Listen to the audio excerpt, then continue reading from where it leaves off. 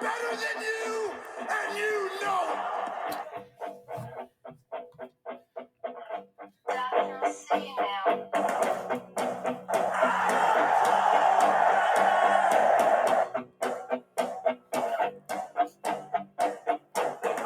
What is up, guys? Welcome back to Wrestling Crossroads. As always, I am one half your dynamic duo, Twisted, alongside Brother Pyro. Hello!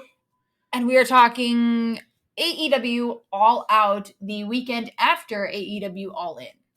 Should have given me a package deal, Tony Khan. Or make it months separate. At least you could have given this one to us later in the month. Yeah, I mean, but I would have been okay. no, But spending $105 on 2 pay-per-views is a little absurd and excessive. A little? Shut up, I'm trying to make myself feel better about it, and we kind of need to be able to watch this if we want to keep making this podcast as successful as it is. Yeah. Okay. We're going to kind of run through this because, again, Tony Khan only knows how to make bloated cards. This one more of a glorified Dynamite than an actual pay-per-view. Said by Desario. Yeah. So, before we get into our card, though, we gotta address something, the elephant in the room that is AEW. Oh, have at it. And that is the fact that Tony Khan finally grew a set of goddamn balls. And did what? And fired CM Punk. And then went out and announced it a half hour before Collision went live. In Chicago, Illinois. In Chicago. The amount of balls you have to have. Yeah. To, and first off, not only fire CM Punk. Which, I mean, not the first time he's been fired. No. But to fire CM Punk a few hours before he's supposed to appear on a show that you've centered around him, but then to go out and announce it to the crowd in his hometown. The only place that cares about him. TK, mass respect. Big cojones. Because, like, how do you... No. Because how do you, for a week or so, advertise CM Punk being on your show? He is on the poster. He's advertised to have been there last night. Mm-hmm. And my man went and got fired. I mean, he kind of did it to himself. So I'm not really sorry that it happened. But let's get into this card because we got a lot we got to go through. Okay? Okay. That sound like a good plan to you? Yes. That sounds like a good plan to me. FTR and the Young Bucks taking on Bullet Club Gold that consists of Juice Robinson, Jay White, and the Guns. Now, me, you, and Hex all chose FTR and the Young Bucks to win this match, whereas Desario went against everybody and chose Bullet Club Gold. Do you have a reasoning for that? So what he sees happening is, tensions between FTR and the Bucks. Mm-hmm. Kind of playing in, they're going to get into it at some point during the match. It's going to cost them the match. And then it'll probably lead to the next, next pay-per-view that he has. Okay. And tag title match. Even though they were supposed to be 3 and done, but okay. It'll probably be another one. Alrighty. Take us into our next match then. Orange Cassidy defends his international championship against Jon Moxley. We are very, very split. Myself and Hex going Moxley, you and Desario going Orange Cassidy. You could thank Flash for that one, because if you didn't think after hearing that I was going to make the reference at least once, you got me messed up. Oh, I know. I don't know necessarily Desario's, reasoning for choosing this, but my own reasoning is not only because Flash loves Orange Cassidy, but because I don't see his reign ending yet. That's pretty much where he's at. Simply for the fact that it's been a very good title reign, and he has defended it a lot, and I don't see that ending. I do see a lot of blood. So, ready for Desario's exact word-for-word text. Oh, God. Orange Cassidy keeps his streak going with Moxley getting busted open by a hangnail.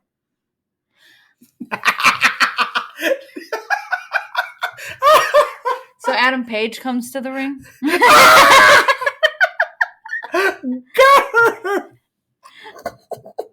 I mean, your reasoning for picking Moxley for this one.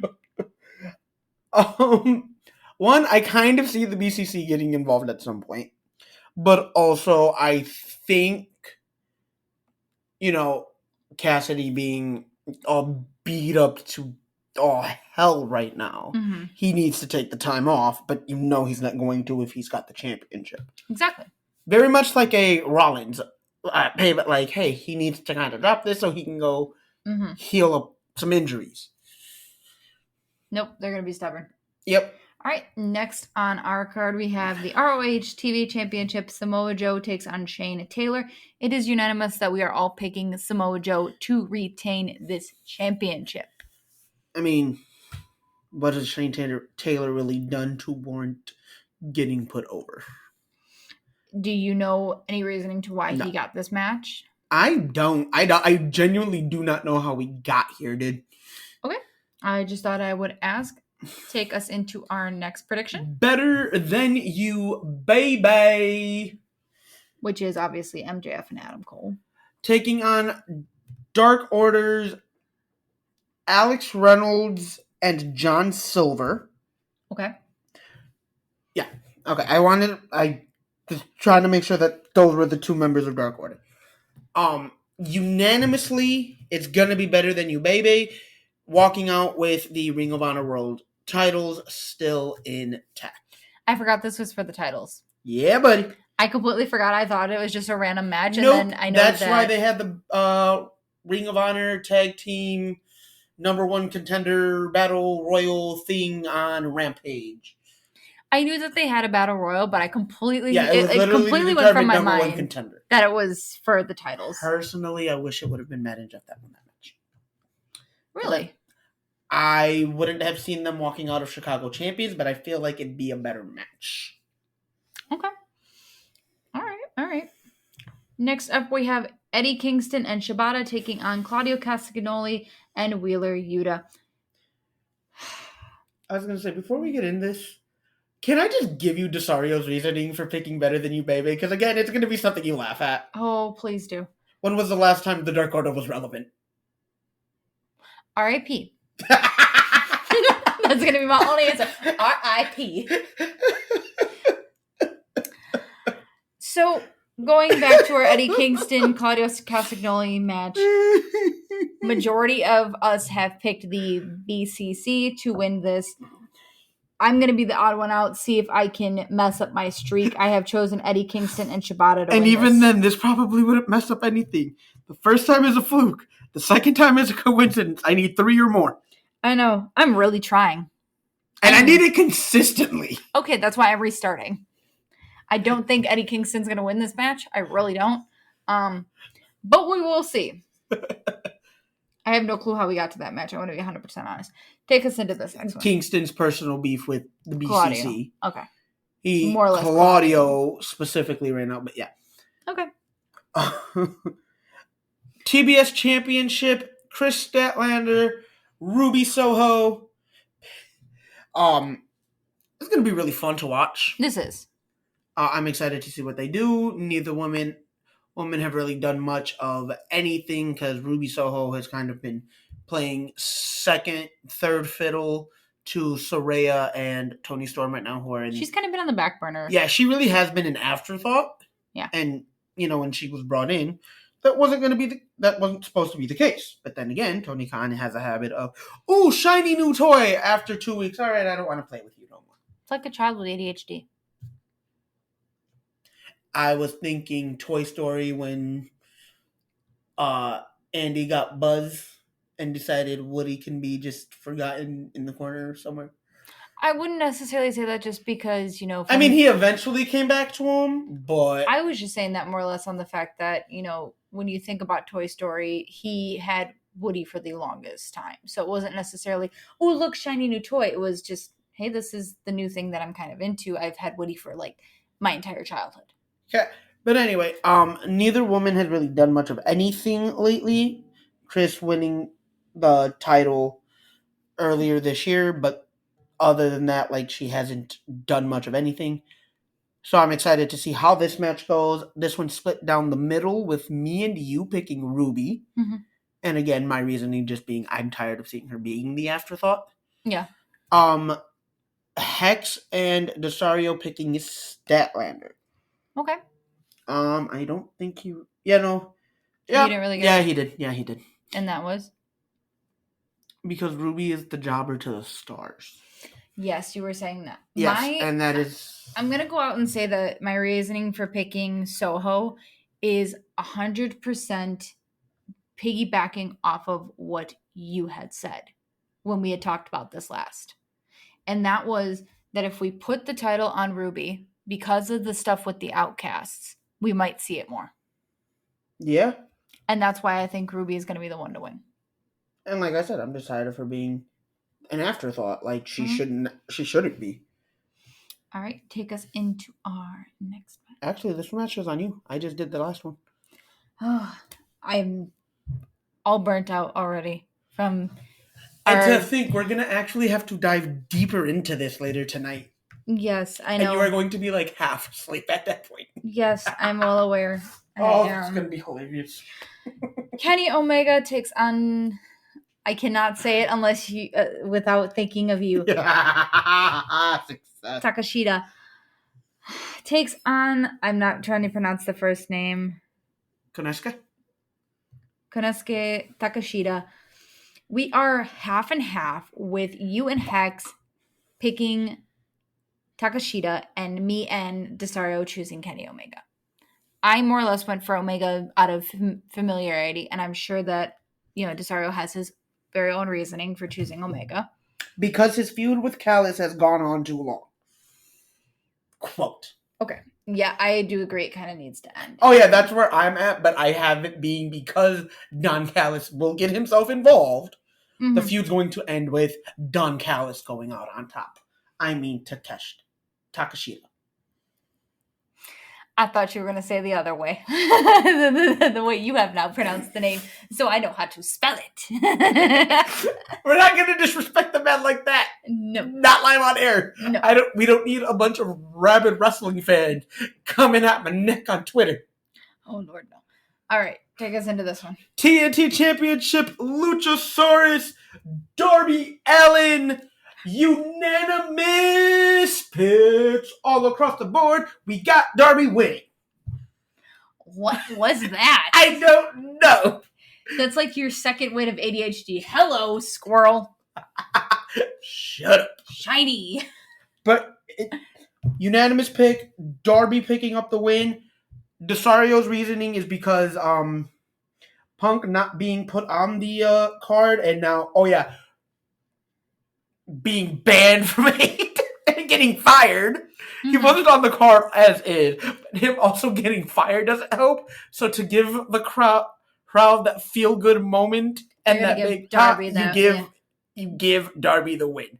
And I kind of agree with him. Also, again, maybe the TNT title means something again if Darby can win the strap.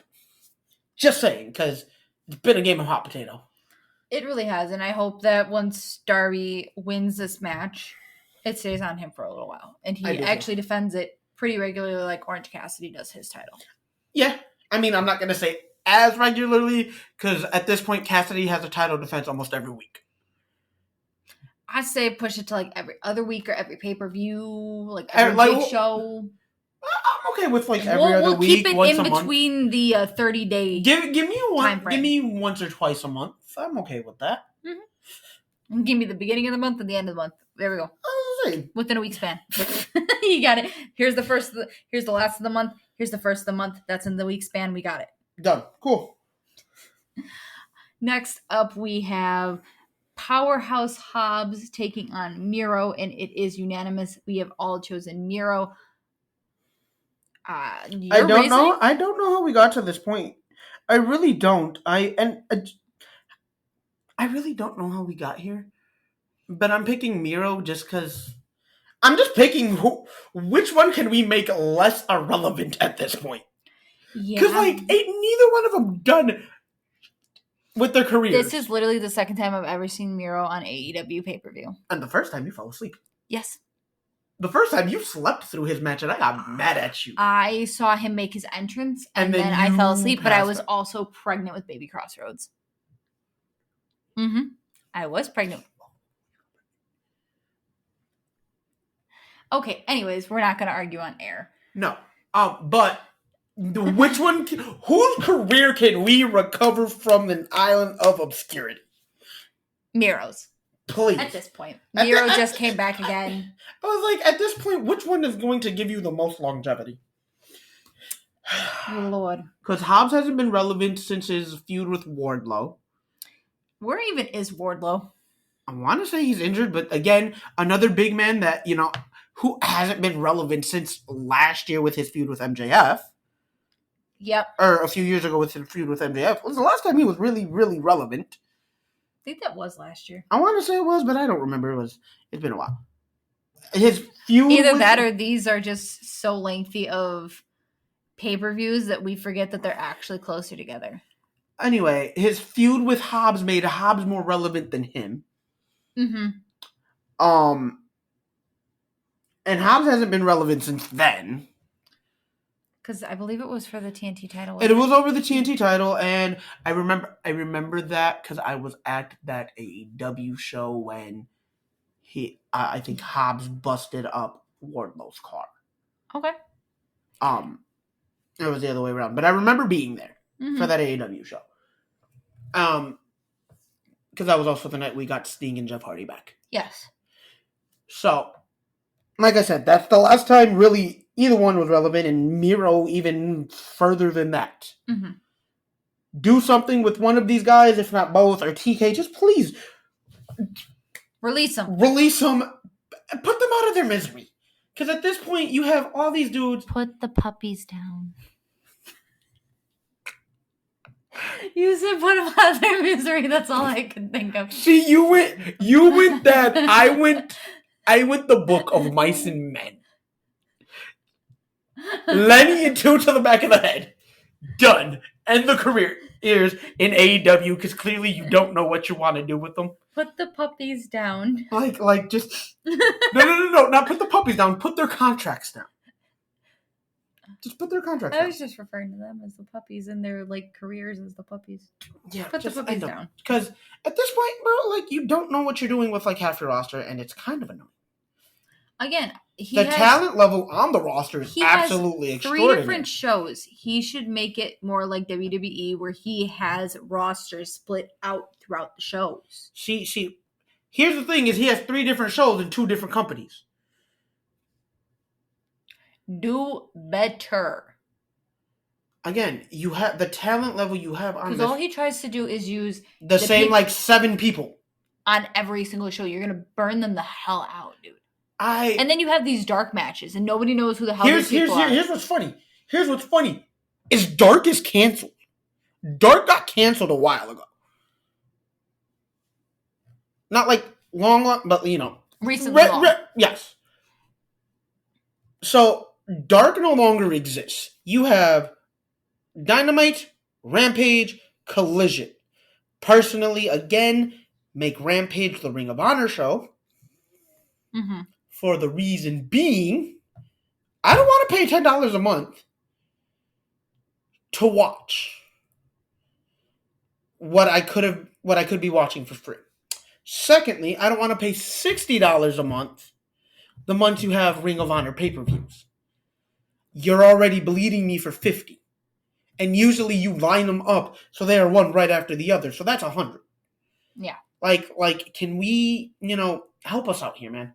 We want to enjoy wrestling as much as humanly possible. We'd also not like to not break our bank accounts.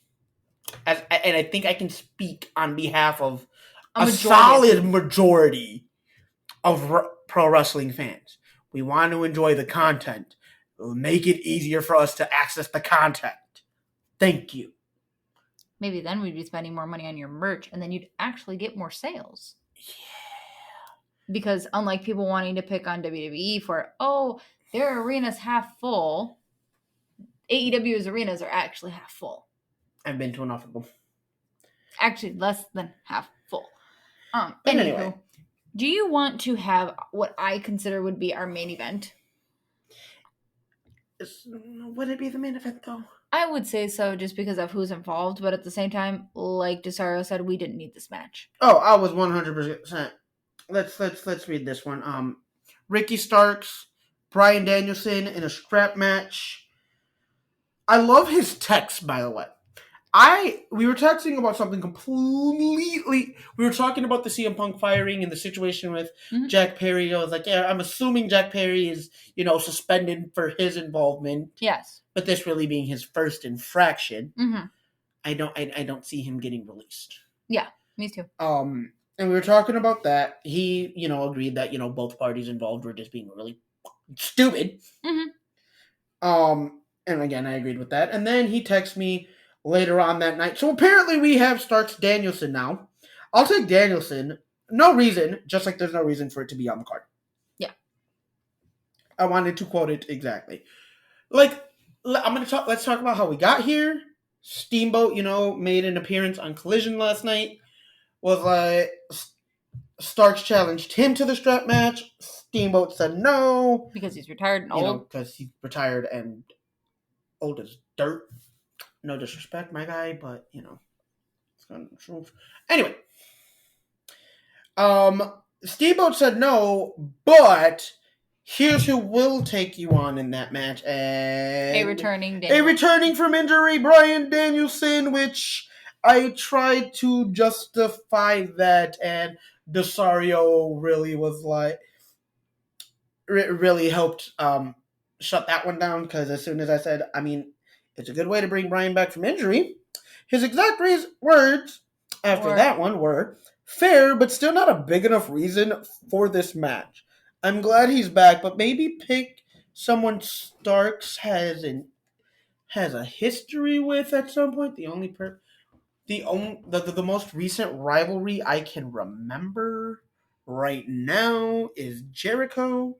And at that point, did we really need Jericho on this card right now? No. Considering the focus that he is now given? Yeah, no. We didn't need him on this. But to end out this bloated card, that is all. We will see you later for our recap. Love y'all. Laters.